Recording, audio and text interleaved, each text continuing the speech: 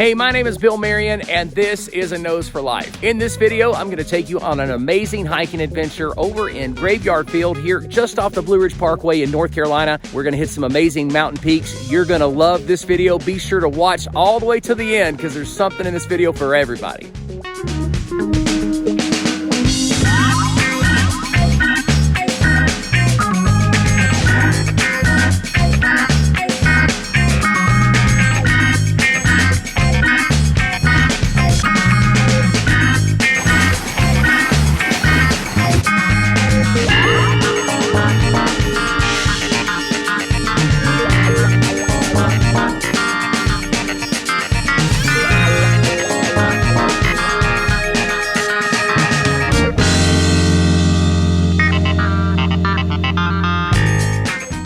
About 90 minutes outside of Asheville, North Carolina, on the Blue Ridge Parkway, you will find Graveyard Fields. I'll get into more of that later, but would you believe of all the videos that I've made along the Blue Ridge Parkway in both North Carolina and Virginia, I've never done any hiking, not any significant hiking in North Carolina until now. Carolyn and I, we went to the Pisgah Inn last night, got there early this morning, and so here I am getting to hike an amazing area. This place is so popular that it's got a restroom at the beginning of the trail and some amazing waterfalls. Two amazing waterfalls and a beautiful creek that runs through this area. More on that in just a little bit.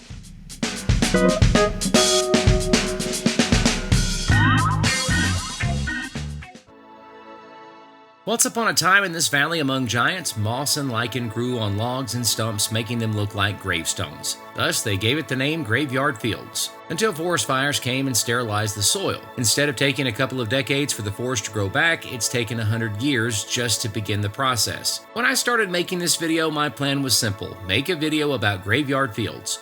Just cover the basics. Too easy. It's not exactly original, but it's simple. Instead, it's led me down a path from which there is no return. Now, I've stopped here a few times. After all, Carolyn and I have made close to 100 videos in Virginia and North Carolina on the Blue Ridge Parkway. Though this is my first time hiking Graveyard Fields, we've stopped here many times and enjoyed the overlook. In fact, I've been pulling over at this location on my Blue Ridge Parkway adventure since the mid-90s. I know the story of Graveyard Fields, or so I thought.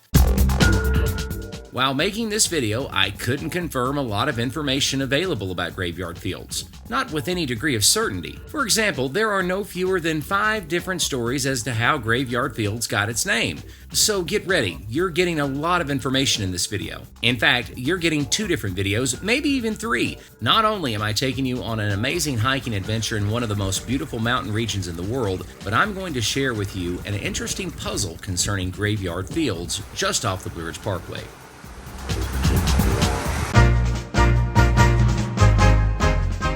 Of all nearly 500 miles of the Blue Ridge Parkway, this stretch here, this 40 or 50 mile stretch on the Blue Ridge Parkway in North Carolina is probably our favorite. Now, don't get me wrong, we love all of the Blue Ridge Parkway, but this stretch is one of our absolute favorites. Graveyard Fields is the name of this valley that's just off the Blue Ridge Parkway in the mountains of North Carolina. The valley itself is over 5,000 feet in elevation, and all the mountains that you're seeing surrounding this valley, well, they're at 6,000 feet of elevation. In this video, I'll be hiking both Black Balsam Knob and Tennant Mountain because, well, when you begin a hiking adventure in a place called Graveyard Field, well, anything can happen. It gets crazy.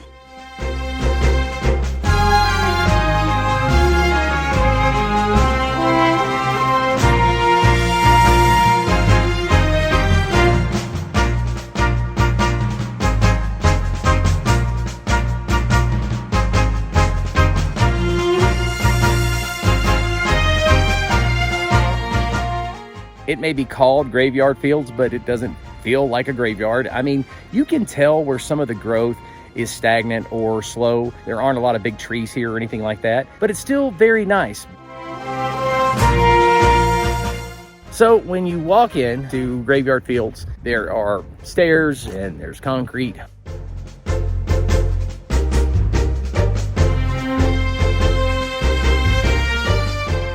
Then you get to the real trail.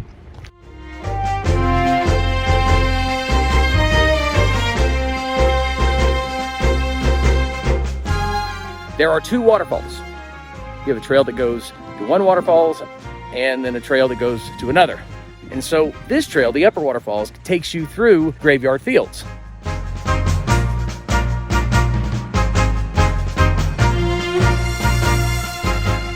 Nothing too scary just yet. Okay, I realize the name of this place is Graveyard Fields, but it isn't actually a graveyard for people. I mean, this isn't like an ancient Indian burial ground or some kind of poltergeist thing. At least I don't think so. There is a lot of quartz around the place, so you might get some crazy brain vibes.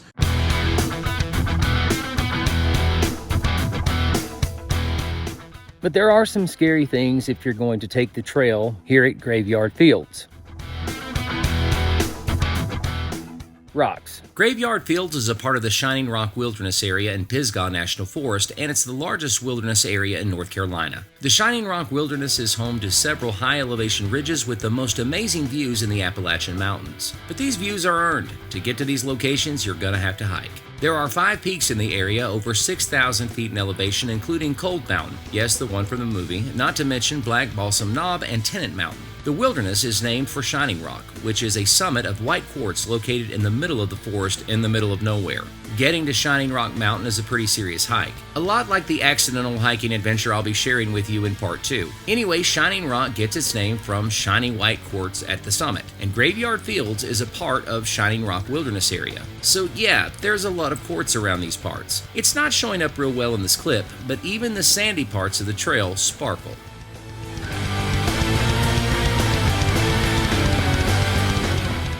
There's probably gold in that water. And that might be true. I mean, maybe. I don't know one way or the other. I'm not an expert. But gold veins often form within quartz rock. But just because you have a lot of quartz doesn't mean you have gold. Often prospectors give quartz too much attention. After all, quartz is the second most abundant mineral on the Earth's surface, and it can be found in many places where there's no gold at all. But North Carolina streams are known to have a little bit of gold. But what I didn't know until making this video is that it's perfectly legal to pan for gold in Pisgah National Forest. But check the website first, because there are some restrictions.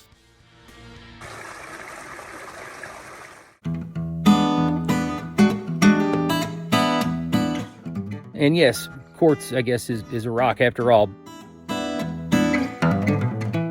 Crazy stuff about quartz aside, walking on this trail, it's rocky.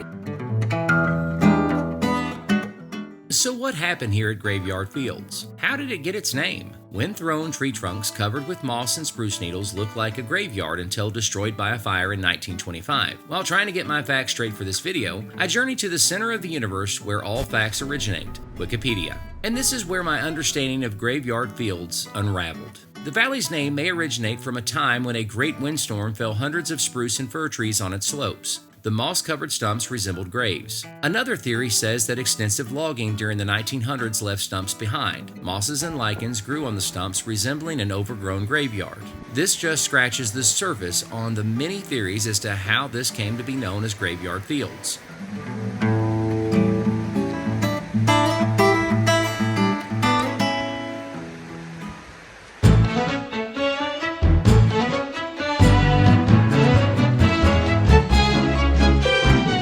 Photography has been around since, well, before the American Civil War, but I couldn't find a single black and white picture of moss and lichen-covered trees and stumps that would give an impression of a graveyard in this location.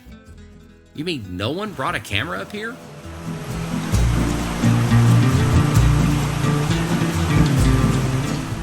But it's the next paragraph that delayed this video from being released for a week. Later, during the same time when this area was logged, major forest fires swept through the area. These fires devastated the entire valley and heated up the soil enough to sterilize it. Even now, plants have difficulty growing in the fire-ravaged soils, although some trees, shrubs, and grasslands are slowly beginning to thrive. Why is logging used as a time period reference as to when forest fires swept through the area when the date of these forest fires is widely known, the day before Thanksgiving 1925? Remember this old sign? Logging isn't even mentioned. In fact, the sign suggests that these trees were blown down by wind before the forest fires. And then I read through an interview with a forestry official who reported that the 1925 fire that burned through 25,000 acres, including Graveyard Fields, was started by sparks from the train that was hauling timber up and down the mountain. But the official statement is vague and it lacks any details. Like, did the fire start somewhere else then spread to graveyard fields? Was graveyard fields being logged at the time? Details. While it's most likely true that sparks from a train caused the devastating forest fires, it's almost as if logging is being inserted into the graveyard fields narrative, kind of like Mrs. O'Leary's cow in the Chicago fire, only that logging doesn't have anything to do with how graveyard fields got its name, or Mrs. O'Leary's cow for that matter. The floor of this valley is saturated with water. In this situation, real strong winds uproot trees. That's not to say that logging wasn't taking place all over these mountains back then. Of course it was. And let's be honest, back then logging wasn't a responsible industry. But according to this old sign, graveyard fields looked its namesake. What with all the moss growing over the fallen trees, making them look like gravestones until 1925. No mention of any loggers in this valley, just fallen trees wearing costumes trying to scare tourists. I know what you're thinking. Maybe the loggers were trying to cover this whole thing up. And now it's time to tell the truth about their evil deeds of the past. Not likely. You have to understand, this is back in 1925. It was a different time and people really weren't thinking about environmental issues. No one would have even considered it worth covering up, which is my point. If the logging industry would have been blamed for the environmental damage at graveyard fields, no one would have cared back then and it would have been a part of the narrative. And then there's this. Another theory says that extensive logging during the 1900s left stumps behind. Mosses and lichens grew on the stumps resembling an overgrown graveyard. But this sign says that moss and lichen were growing on stumps and logs, meaning that this valley wasn't being logged at the time because, well, the forest floor was already covered in stumps and logs. No one knows for sure how graveyard fields got its name, which is weird to me. I thought it was cemented in stone. I mean, surely somebody knows the truth about how graveyard fields got its name.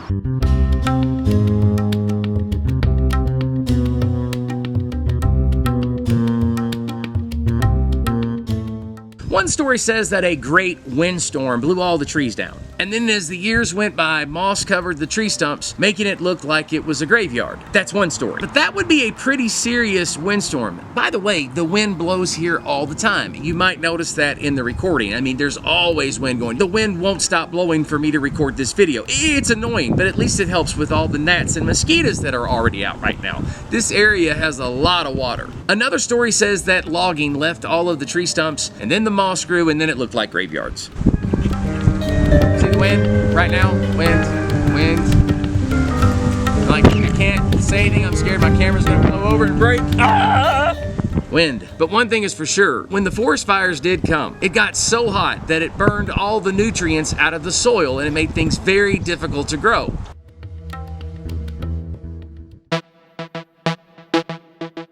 There's even a problem with the fire being hot enough to sterilize the soil. Remember, this is an area surrounded by mountains that are always draining into the valley.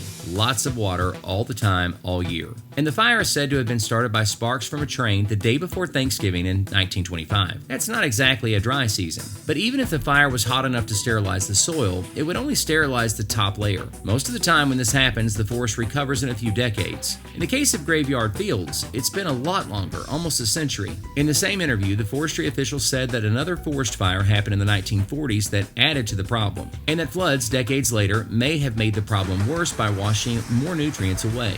Wait, that's some serious contradiction. First, if another forest fire happened that made matters worse, what exactly burned? The first forest fire started in 1925. That gives this valley 20 years to recuperate before the next forest fire, which is how long it's supposed to take. So by the 1940s, this valley would have been covered in small trees. But that would mean that the forest fire of 1925 didn't exactly sterilize the soil, which is what makes this wiki article so wrong. Later, during the time when this area was logged, major forest fires swept through the area. Which major forest fire? The one in 1925 or the one in the 1940s? In 1925, Mrs. O'Leary's logging train creates the spark that destroys the illusion of a graveyard. Apparently, the 1925 fire didn't sterilize the soil because if it had, what would have been there to burn? Remember, this valley is just now making a comeback after 100 years. There's another problem. Getting the fire hot enough to sterilize the soil. That's not easy. This valley is just soupy with water. As you'll see in part 2, water drains into this valley from the mountain mountains on almost every side.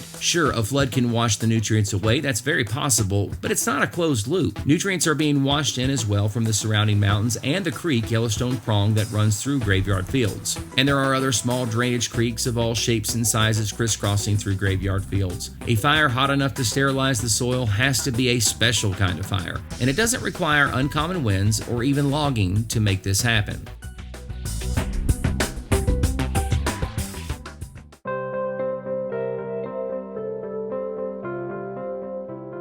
It's always windy in the mountains, especially at high elevations. Right now, winds.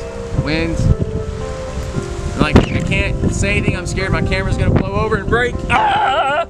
Even in this valley, you're almost a mile high, and this soil gets saturated with water. A solid rainy season mixed with strong winds, not supernatural winds, just ordinary strong winds, will often uproot trees in this muddy soil, making the valley floor an absolute mess. The sun and wind dries the exposed fallen timber, leaving one side in the mud and water and the other side dry. But that's just the first few seasons. Imagine this process continuing again and again for who knows how long. Layer after layer of dry timber protected by the weather from the layer above. It doesn't take long for many layers of dry timber to accumulate, with plenty of air passing between each layer that will later fuel a fire. I mean, imagine what this would look like after a few decades or maybe even a century. This creates the potential for a devastating fire, abnormally hot enough to cause uncommon damage to the environment. Wind felled the trees in this valley because the soil is saturated with water, and it always will be. We don't have to have supernatural winds to create this situation, just normal conditions at 5,000 plus feet of elevation. Maybe Mrs. O'Leary's logging train caused the fire, but it doesn't really matter because a lightning strike would have eventually done the job. But why has it taken so long for life in the valley to get going again?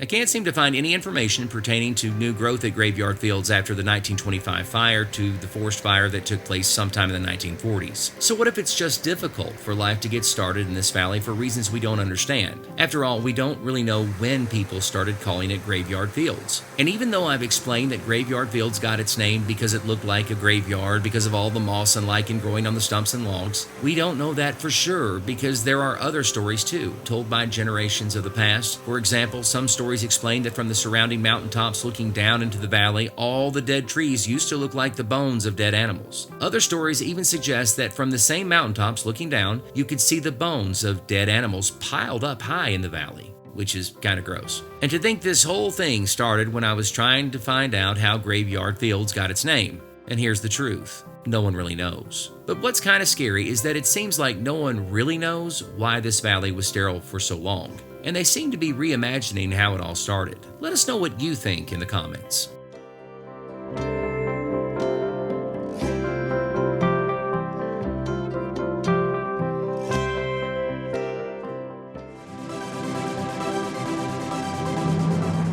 You know, something scary about Graveyard Fields is that they really don't know how it got its name. And yes, it's kind of fighting words, controversial. Some people have an extreme opinion one way, some have an extreme opinion the other. That's kind of scary. Maybe it was a cover-up. Nah, no cover-up. It's probably nothing.